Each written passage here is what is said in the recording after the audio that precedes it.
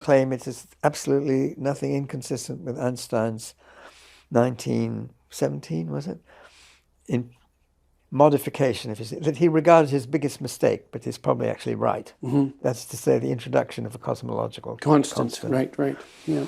He introduced it for the wrong reason, that's true. But he was right to introduce it, even though he regarded his biggest mistake. There's a real Right. Well, he irony needed there. it to make things work, but he didn't have any real practical reason for assuming that it was true, apart from He wanted a static universe. He didn't like the expansion. No, he didn't. No, this was at a time before. I think Hubble had already seen the expansion, but it hadn't quite got through to Einstein how convincing these results were. So he wanted a universe which was just static and stayed there forever. Right, right. And then he needed the cosmological constant to do that. That's correct. He would need that. However, he was wrong. When he got convinced, oh no, the universe is expanding. Sorry, he said, oh, well, that was a mistake. My biggest blunder, he said. The trouble is, his biggest blunder turned out to be true. Apparently. I mean, this is an argument. People don't necessarily think it was. People might not think it's the cosmological constant. I think it was. I think it's right. I have reason, internal reasons for that. But let's say that this is right. It's a cosmological constant. The universe expands and expands, exponential expansion. Now you might ask, who's in this universe eventually? Not us. The black holes will all have evaporated away by Hawking evaporation. They've swallowed galactic clusters. What's left in the universe? Pretty well photons. Now, I'm giving you the simplified version of the theory because there's some questions about it still. But let's say it's dominated by photons, which is pretty well true, but not. Let's take that. Okay. Now, the trouble with photons is that they don't feel the passage of time. Right.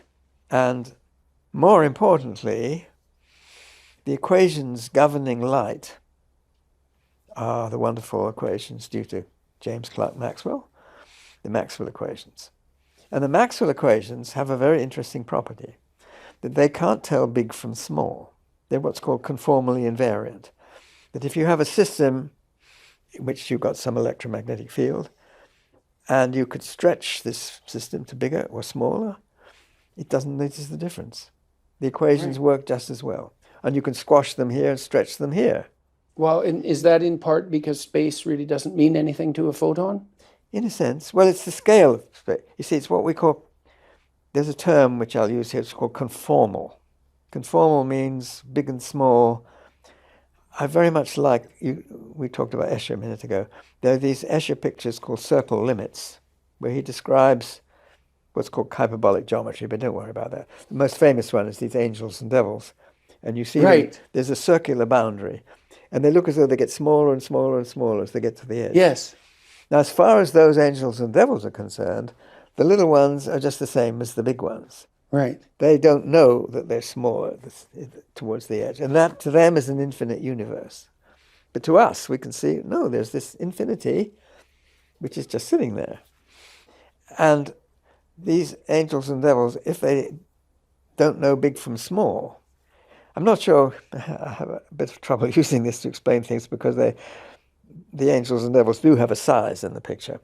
But you see, if they were made of massless material, that wouldn't know big from small. So if they were made of just electromagnetism, then big and small are equivalent. And so you wouldn't know when you got to the edge of this universe. So that infinity is just like anywhere else. That's the difficult concept in this thing, that the photons reach infinity without realizing anything funny has happened, if you put it like that. Infinity in this conformal picture is just like anywhere else. It's only mass that knows the difference. If you want to build a clock, you need mass. And this comes from the two most famous equations of 20th century physics. And the two most famous equations, one of them is Einstein's E equals mc squared, of course, which tells us that energy and mass are equivalent. And the earlier one was Max Planck's E equals h nu, or E equals hf, whatever you call the frequency, which tells you that energy and frequency are equivalent. Put the two together, that tells you mass and frequency are equivalent. So that means that if you have a mass, it is a clock. It has a frequency simply determined by its mass. And this fact is really the basis of modern clocks, which are extraordinarily precise. They don't directly give this because the frequency is much too high. You have to scale it down. But roughly it's the same idea. So a mass is a clock. But the other side of that coin is if you don't have any mass, you don't have any clocks. So you don't have any time? You don't have any time scale. You don't have any distance measure. So if the world is inhabited only by massless things, say photons, then it doesn't know big from small. It doesn't know hot from cold. And so the idea is, and this is where you have to take a deep breath, the idea is... as opposed to all the other parts of this conversation. Yes, the idea is that the remote future is indistinguishable from a Big Bang, so long as there is no mass around. Now, the remote future, the reason you have no mass around is basically, well, listen, there's a complicated part of the argument. Yeah. Let's say it's because it's mainly photons. That's good enough. What about the other end? What about the Big Bang? Well, there's lots of mass there, surely.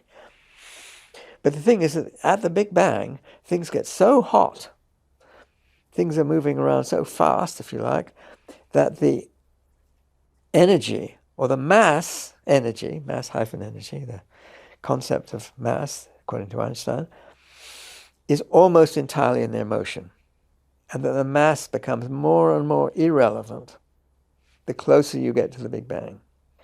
So again, you have a situation where mass is effectively zero. And so is it your claim, belief, theory, that when things ground out in a universe that only consists of electromagnetic radiation, that is now a precondition for an event like the Big Bang? In a sense, yes. I'm saying that the physics which is going on at the very remote future is extraordinarily like the physics going on at the very beginning. I'm going to end there. When I say beginning, I only mean the Big Bang, because it's not really the beginning. Yes, yes. Yeah.